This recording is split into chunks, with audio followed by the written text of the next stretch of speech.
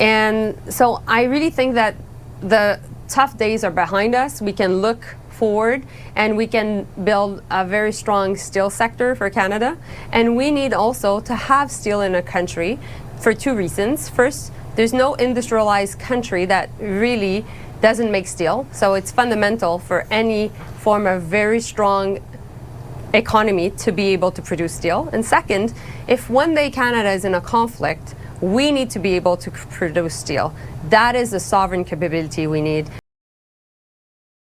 Canada just delivered the line Washington did not expect to hear at this stage of the trade war. According to Industry Minister Mélanie Joly, the tough days are behind us. And with that, Canada signaled a turning point in the country's bruising battle with Donald Trump's tariff agenda. The message was not defensive or cautious, it was confident, almost defiant. And it marks the moment where Canada stops absorbing pressure and starts shaping its own industrial future. In a wide-ranging conversation this week, Joly outlined how Canada is emerging from months of steep American tariffs on steel, aluminum, lumber, copper, and auto-related materials. These tariffs have strained local industries, disrupted export markets, and shaken long-standing assumptions about North American economic integration. Yet instead of waiting for tariff relief or pleading for early sectoral deals, Prime Minister Mark Carney made it clear that Canada will not entertain any side agreements before the 2026 CUSMA review. His position carries strategic weight. If Washington wants concessions, it will have to negotiate them in a full, comprehensive setting rather than extracting piece-by-piece wins. Joly explained that the federal government is now helping steel communities like Sault Ste. Marie adapt to the new reality. Algoma Steel, battered by months of high tariffs and a closed American market, is retooling to supply the Canadian defense sector and large infrastructure projects. 500 jobs are being restored as part of this shift, and more support for training and workforce recovery is being prepared with the province. But the most striking revelation was Joly's description of the domestic market. Canada simply did not produce the right types of steel needed for its own shipyards and infrastructure. That gap, she said, is now being closed. Canada intends to manufacture the steel required for its own ships, bridges, transit systems, and housing expansions, rather than relying on foreign markets that can flip overnight. Well, of course, we're there to support the workers, and we know that the steel sector, for example, doesn't have a business model for that is sustainable like it used to have when exporting to the U.S. to U.S. automakers. So right now what we're doing with the steel sector is we're helping them to adapt and pivot to do the right steel that Canadians need, mainly in the defense sector, mainly for infrastructure and housing. Trump's tariffs were designed to squeeze Canada into accepting quick deals, to force Ottawa back into alignment with Washington's demands. The assumption was that Canada was too dependent on U.S. buyers to withstand pressure for long. But 2025 showed that Canada has learned from past trade wars. Instead of negotiating from weakness, Carney's government allowed the crisis to reveal exactly which vulnerabilities needed to be fixed. Canada realized it could not continue relying on a single export market for key sectors like steel. The exposure was too great, the political unpredictability too intense, and the economic consequences too immediate. This time, the response was structural rather than tactical. Canada began rebuilding its industries around self-sufficiency, national security, and long-term resilience. Joly's comments reflect that vision clearly. The country is no longer trying to restore the old model, it is designing a new one. While Trump's strategy was intended to punish Canada, it ultimately pushed Ottawa into a stronger position. As American firms complained about rising input costs and supply chain instability, Canada quietly reorganized its steel sector to serve domestic priorities. What emerged was a shift Washington did not anticipate. Instead of pleading for access, Canada began reducing its need for the U.S. market. This change undermines the leverage Trump expected to use in the 2026 talks. A tariff is only powerful when the other side depends on your market. By redirecting production toward Canadian defense programs, shipbuilding, housing, and infrastructure, Canada is weakening the impact of any future tariff shocks. Mark Carney's refusal to pursue short-term deals is not stubbornness, it is strategy. Sectoral agreements would have absorbed enormous political capital while delivering little long-term stability. The coming renegotiation of USMCA is the true battlefield, and Carney wants Canada negotiating from a position of calm strength rather than economic panic. Every action Canada takes now, from Buy Canada procurement rules to domestic retooling to reskilling programs, builds leverage. It signals that Canada can sustain its industries even under American pressure. And if Canada can sustain itself, then tariffs lose their sting. What Carney is really executing is a long-form demonstration of discipline, a message not only to Washington, but to Canadian industries themselves. By refusing to grab the quick win, he is showing that Canada can think beyond election cycles and respond with nation-scale strategy. This steady posture builds credibility abroad and confidence at home, creating an economic environment where businesses believe Ottawa has a coherent plan rather than a reactive one. In the long run, that patience becomes a competitive asset. Joly was blunt about the underlying truth. No modern industrial nation can call itself secure if it cannot produce its own steel.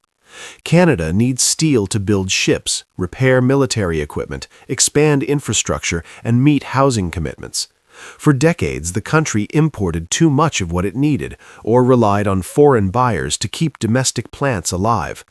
Trump's tariff war revealed the danger of that model more clearly than any think tank report ever could. Now, Canada is building a steel industry that serves Canadian interests first.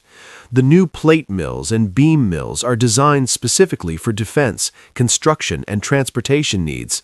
The jobs being restored in Sault Ste. Marie are not tied to the whims of American automakers. They are tied to Canada's own long-term industrial strategy.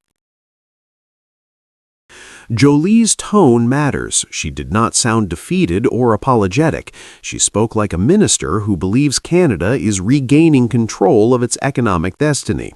In a year marked by global uncertainty, with Trump's protectionism causing ripple effects across North America, Canada's calm, methodical rebuilding stands out.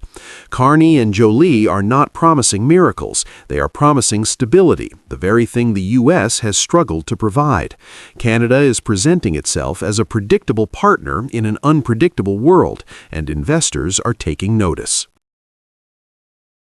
If Canada no longer fears tariff shocks, the entire structure of North American bargaining shifts. Trump's leverage weakens. Ottawa has more room to defend its interests, and CUSMA 2026 becomes a negotiation between two countries arriving at the table with clearer boundaries and fewer illusions. In the long run, this moment may be remembered as the point when Canada stopped reacting to U.S. economic pressure and started insulating itself from it. Mélanie Joly's declaration that the tough days are behind us is not a line meant to soothe workers. It is a signal that Canada is rewriting its industrial playbook.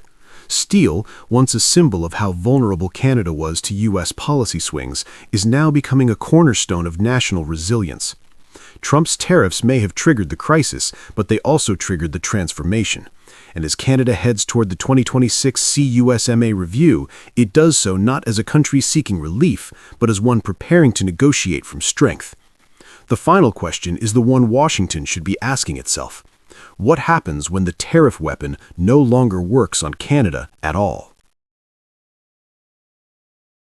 He signed a $15 billion sweetheart subsidy deal with Stellantis, and now that same company, taking our tax dollars, the equivalent of $1,000 for every family in Canada, is shipping the jobs to the United States of America. By the time they ask questions on this side of the House, every single member on this side, Mr. Speaker, we're fighting for Canada. We're fighting for auto industry. We're fighting for our workers. We're fighting to build Canada Canada strong, Mr. Speaker. We should all join to defend our workers in the middle of a trade war. We don't need that kind of conservative politics. We need to stand up for Canada, build Canada strong. I believe in Canada, Mr. Speaker. Canada wasn't blindsided. Despite the shouting matches in question period, despite Pierre Poilievre's theatrics, and despite Donald Trump's attempts to take a victory lap, the truth is quieter and far more inconvenient for Washington. Ottawa anticipated the risk long before Stellantis announced anything. They understood that Trump's second-term industrial pressure would test every multinational automaker operating in North America. And that is why the public version of the Stellantis contract contains redactions, not because the government is hiding incompetence, but because withholding certain details can preserve strategic flexibility, something any government needs in the middle of a continent-wide trade storm. So while headlines frame this as Stellantis shifting jobs to Illinois, the deeper story is that Canada had already built mechanisms to protect its interests if such a shift occurred. In October 2025, Stellantis confirmed its plan to move Jeep Compass production from Brampton, Ontario to Illinois. Trump immediately celebrated, calling the decision proof that his tariff and subsidy pressure was working. In Ottawa, Poilievre denounced the government for providing billions in support while allegedly failing to secure jobs. He repeatedly demanded the full, unredacted contract. But the public version of the deal, like many large industrial contracts, contains sections withheld for confidentiality, a standard practice in both government procurement and commercial partnerships. And according to reporting from Reuters and Global News, the complete version is accessible only to members of a designated parliamentary committee, not to the broader public. Crucially, this entire political storm unfolded just as the federal government invoked formal dispute settlement proceedings against Stellantis. That move, independently confirmed by Reuters, shows that Canada believes it has enforceable obligations to defend and is prepared to use them. This is not the behavior of a government caught off guard. It is the behavior of a government acting on provisions it expected it might one day need. Opposition critics have framed the redactions as a cover-up, but several analysts and industry observers have suggested a more straightforward explanation. Redactions in industrial contracts are common because they contain commercially sensitive material, negotiation positions, or compliance frameworks that cannot be released without compromising future bargaining strength. While the precise contents of the redacted sections remain undisclosed, it is reasonable and consistent with standard practice to assume they may relate to performance obligations, investment conditions, or consequences tied to failing to meet agreed-upon targets. Nothing in public reporting contradicts the idea that such clauses could exist, especially because Canada initiated dispute proceedings only after Stellantis announced its shift. The key point is this: the redactions are not proof of wrongdoing. They are a sign that the contract contains binding material Canada does not want misinterpreted, weaponized, or exposed in the middle of an ongoing trade standoff. To understand why Stellantis made the move, we must understand Trump's broader strategy. His second-term trade doctrine is built around aggressive tariffs, including the revived 25% auto tariff, and a system of targeted subsidies designed to lure manufacturing into the U.S. Stellantis did not act out of ideology. It acted under pressure. Trump needed a symbolic reshoring win. Stellantis wanted to secure American incentives. The two priorities aligned. But neither Trump nor Stellantis controls the legal agreement governing the company's Canadian operations. Canada does. And that contract, whatever its full contents, is now the basis for Ottawa's formal challenge. Narratives can shift quickly, and Canada is now asserting its interpretation of the deal. Since taking office in March 2025, Prime Minister Mark Carney has steered Canada toward a more self-reliant industrial strategy. His approach blends economic diversification with contractual enforcement. Canada has invested heavily in EV supply chains, battery manufacturing, and critical minerals, but Carney has repeatedly emphasized that public money must deliver public benefit. This philosophy explains Canada's rapid response to Stellantis. A government that expected no obligations would not launch dispute proceedings. A government that believed it had no leverage would not escalate the issue. Carney's background, leading both the Bank of Canada and the Bank of England, shapes his instincts. He understands leverage, risk, and negotiation dynamics. His government stance signals that Canada anticipated turbulence from Washington and built contracts robust enough to survive it. Canada is not reacting emotionally. Canada is executing structurally. During question period, Poilievre repeated that investment is fleeing Canada and jobs are going to the U.S. But that framing omits the central fact. The Stellantis shift occurred amid deliberate U.S. distortion of the market through tariffs and subsidies. Canada did not cause this. Trump did. And Canada is not accepting it passively. Ministers emphasize that Canada is in the middle of a trade war, a line that reflects both the reality of U.S. policy and the government's intention to defend its position. The redactions may frustrate critics, but they also reinforce something essential. Canada retains tools that are not visible to the public, and that is precisely why they can be effective. Canada's first step has already been taken, filing a formal dispute. That alone signals confidence in the strength of the contract. Next comes the financial component. If the dispute panel finds Stellantis in violation of its commitments, Ottawa has the right to freeze payments, seek reimbursement, or terminate portions of the deal. Beyond the legal dimension, Canada is doubling down on its domestic automotive strategy. Investments in battery plants, R&D clusters, and partnerships with South Korea, Japan, and the EU continue to expand Canada's industrial footing. These alliances create alternatives to Trump-era volatility, and they raise the cost for companies that assume the U.S. is the only option. Diplomatically, Ottawa is aligning itself with other nations facing similar tariff pressure.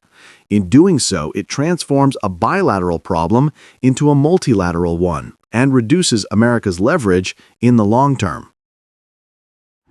At first glance, Stellantis' move looks like a symbolic defeat for Canada, but the moment you look beyond the surface, the picture changes.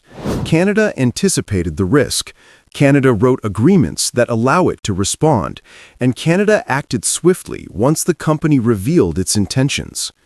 Trump may enjoy the optics of a short-term win, but Ottawa still controls the contract, the dispute mechanism, and the industrial policy that shapes Canada's economic future. The real question now becomes, if Canada prepared this carefully for Stellantis, what other safeguards is Ottawa ready to deploy as the trade war intensifies? Governor Scott was very clear on his messaging about the impacts of tariffs on Canada and U.S. He's totally against the tariffs. He's a Republican who actually voted against the tariffs, and he stands firm that tariffs are not something that we should be talking about between friends. He was almost apologetic. A lot of that. For the tariffs that are being imposed on Canada at the time.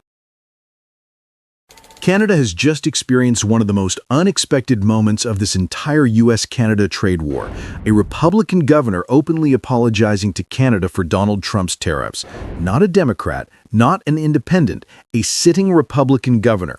And he didn't sugarcoat it. He said the tariffs were wrong, damaging, and hurting Americans more than Canadians. At the exact same time, Prime Minister Mark Carney is preparing a major new support package for softwood lumber and steel, two industries Trump has deliberately targeted. The timing is not an accident. Canada is building a stronger national economic shield just as Trump's tariff strategy begins to crack from within the United States. This moment says something bigger. The U.S. is starting to fracture under Trump's own policies, and Canada is stepping into a position of unity and strength. The turning point came during a joint gathering of Atlantic premiers and New England governors. Vermont Governor Phil Scott, a well-known Republican, told Canadian leaders that he was strongly opposed to Trump's tariffs and was, in his own words, almost apologetic for what Washington was doing. For a governor from Trump's own party to say that publicly is extraordinary. Newfoundland and Labrador Premier Tony Wake then revealed that the premiers had discussed the entire tariff situation directly with Prime Minister Carney.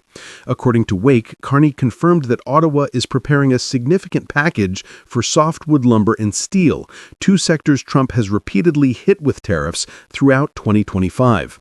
Wake explained that Carney also committed to more frequent meetings with all premiers, something Canada hasn't seen in years, signaling a coordinated national response. Meanwhile, the economic backdrop continues to shift.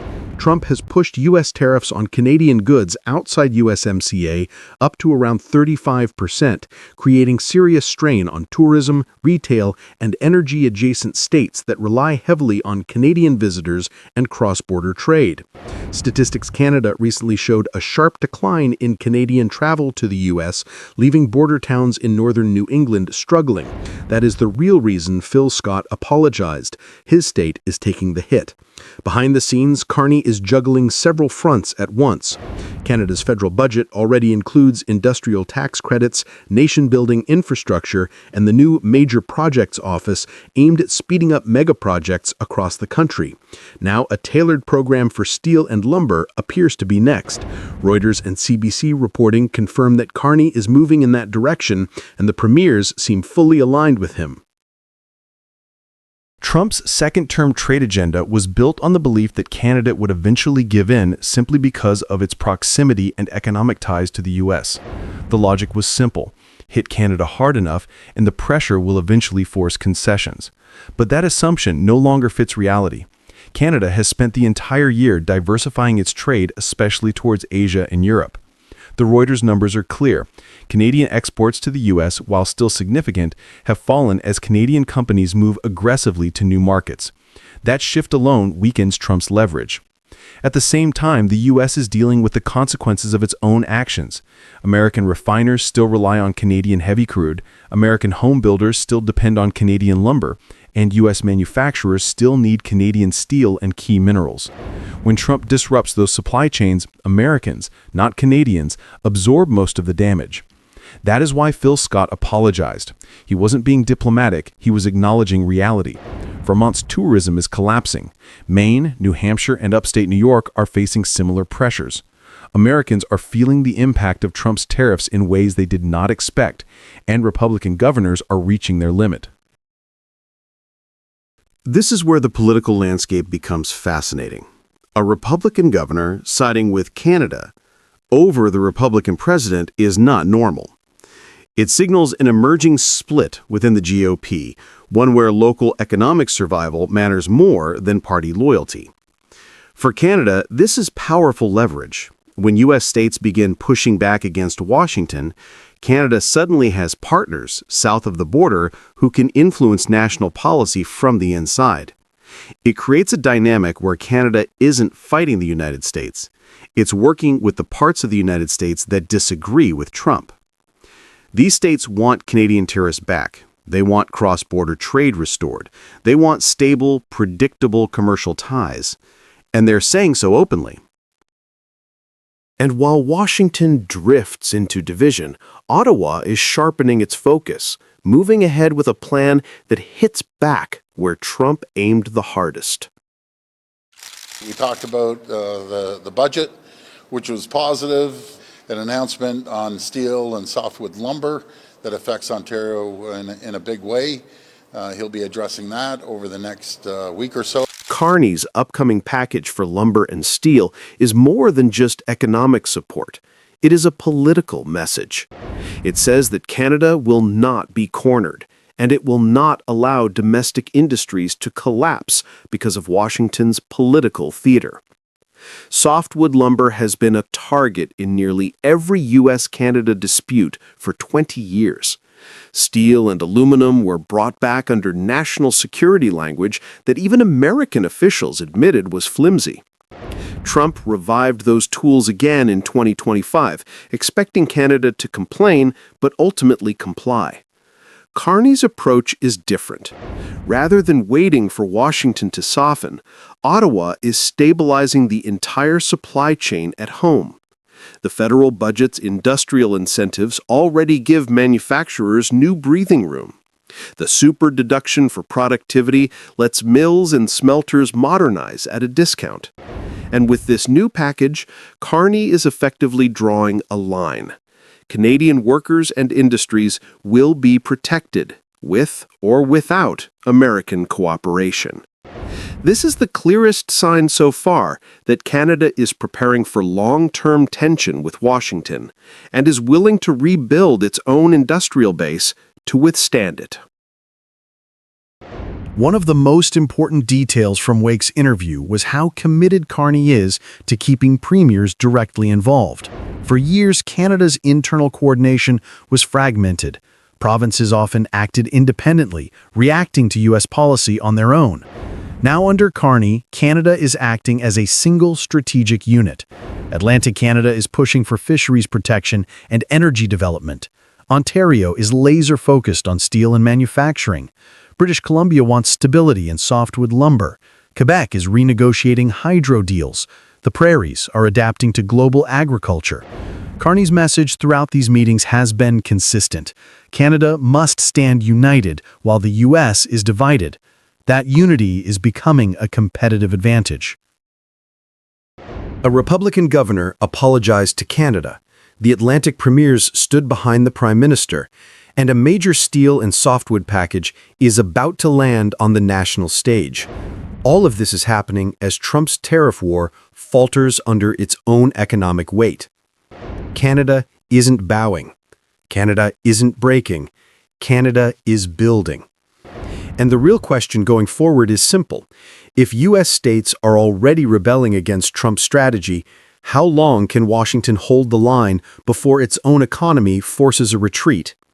That's the story every North American leader will be watching in the months ahead. It was a moment that few in Washington expected to see. As Prime Minister Mark Carney stepped onto the red carpet in Kuala Lumpur, ASEAN leaders rose to greet him with applause. Cameras captured a rare sight: Canada at the center of an Asian summit, welcomed not as a visitor, but as a partner. For months, the United States had been raising tariffs, tightening borders, and warning its allies to follow suit. Yet here was Canada, doing the opposite, expanding outward, talking trade, energy, and cooperation. What happened in Malaysia was more than a diplomatic stop. It was a declaration that Canada intends to shape its own future, even if that future no longer revolves around Washington. We laid out last week that we want to increase our non-U.S. exports by 50% within the next decade, shorter time frame than that. It's about $300 billion to give context to that. That's a good thing for Canadians to understand, that we're not just on bended knee hoping that Donald Trump will stop doing things that don't make any sense. We're not going to rely on the Americans anymore because they've turned out to be very unreliable, at least under the current administration. So Carney's trip to Asia was his first as Prime Minister, and he chose the ASEAN summit in Malaysia for a reason. Canada wanted to send a clear message. It is ready to engage directly with the fastest-growing region on Earth. The reception could not have been warmer. Regional newspapers described Canada as a dependable new voice in an uncertain world. In the summit hall, delegates highlighted Canada's consistent support for a rules-based system and fair trade. It was a contrast to the transactional tone that has defined U.S. policy in recent years. ASEAN represents a market of more than 650 million people and a combined GDP exceeding $4 trillion US. According to the International Monetary Fund, the region is projected to grow around 4.5% in 2025, making it a crucial partner for any nation seeking long-term economic stability. For Canada, which still sends roughly 75% of its exports to the United States, Statistics Canada 2024, the opportunity was obvious.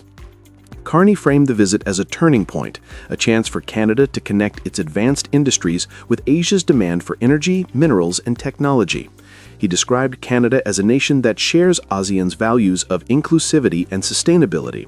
Behind the diplomatic language was a simple truth: Canada was ready to diversify, and Asia was ready to welcome it.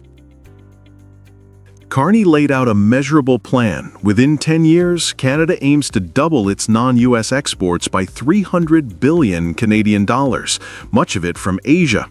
The foundation is energy and innovation. Canada is one of the world's top LNG producers, projected to export 50 million tons annually by 2030. Meanwhile, 85% of its power grid is clean, with expansion focused on small modular nuclear reactors and renewables by 2035. Canada is also advancing in critical minerals through a critical mineral alliance linking its vast resources to Asian demand. The 2025 federal budget pledged to quadruple defense and tech spending over 5 years, prioritizing AI, cybersecurity, and advanced manufacturing. Together, these measures form an industrial strategy that combines energy security, clean technology, and digital strength into one national vision. While Carney was being toasted in Kuala Lumpur, the atmosphere in Washington was tense. President Trump had just threatened another round of 10% tariffs on Canadian imports, citing unfair trade practices. The intention was to pressure Ottawa into compliance. Instead, it triggered something else: acceleration. Canada's pivot to Asia has become a direct response to the very trade barriers meant to contain it. When the U.S. closed its doors, Canada opened new ones. Trade analysts from the Peterson Institute in Washington noted in early October 2025 that tariff escalation is diverting investment and supply chains toward non-U.S. partners. That shift is already visible in the data. According to Global Affairs Canada, exports to Indo-Pacific economies reached 261 billion Canadian dollars in 2024, and new agreements signed with the European Union, Japan, South Korea, and now ASEAN could raise that number by hundreds of billions more within a decade. Every deal reduces the share of Canadian trade tied to the U.S. market. For Washington, this was never part of the plan. Trump's America First approach was supposed to strengthen the U.S. position within North America. Instead, it weakened it. By relying on tariffs as leverage, the administration pushed allies to seek alternatives. The result? Canada is no longer the quiet neighbor adapting to U.S. rules. It is emerging as an independent trade power with its own network across the Pacific. Carney's vision defines Canada as a nation connecting Western systems with Asia's fast-growing markets. This approach is already reflected in policy. Canada's trade frameworks mix Western transparency with Asian flexibility, supporting carbon pricing and clean energy standards while offering financing models suited to Asian economies. By stepping into this space, Canada fills a gap left by Washington's retreat. Leaders across Asia see Ottawa as modern, predictable, and open to practical cooperation. The challenge now is to balance principles with pragmatism, a balance that makes Canada newly relevant in 2025. The symbolism of this trip resonated far beyond Asia. In Europe, financial newspapers described it as Canada's diplomatic breakout. In Ottawa, economists pointed out that the strategy mirrors global trends, diversification, regional blocs, and the rise of mid-sized powers shaping their own paths. The Financial Times reported on October 24th that Carney's Indo-Pacific initiative could attract over 500 billion Canadian dollars in combined public and private investment over the next decade. That figure aligns with Ottawa's internal projection of a $500 billion growth plan, an ambitious but realistic target given Asia's scale. These moves are changing how global investors see Canada. Once considered an extension of the U.S. economy, it is now viewed as a Pacific gateway for Western capital. The Toronto Stock Exchange's index of resource and tech firms has outperformed the S&P 500 since mid-2025, partly due to optimism over Asian demand for Canadian minerals, energy, and clean tech components. Every handshake in Kuala Lumpur and every announcement in Singapore sends the same message: Canada intends to lead through partnership, not confrontation. As the ASEAN summit concluded, Carney stood alongside regional leaders beneath the bright stage lights, smiling as the cameras flashed. It was more than a photo opportunity. It was the image of a country quietly transforming its role in the world. Back in Washington, the reaction was muted but unmistakable. Commentators on major networks admitted that America's tariff strategy might have backfired. Canada, once seen as a secondary player, had turned adversity into opportunity. The shift is profound. By choosing collaboration over conflict, Canada has begun to build a new identity, one grounded in confidence, partnership, and independence. It is no longer waiting for permission to act on the world stage.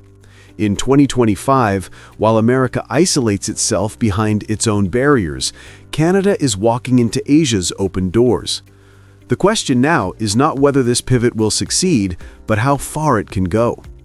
Because in the global race for influence, this may be the year when Canada finally stops following and starts leading.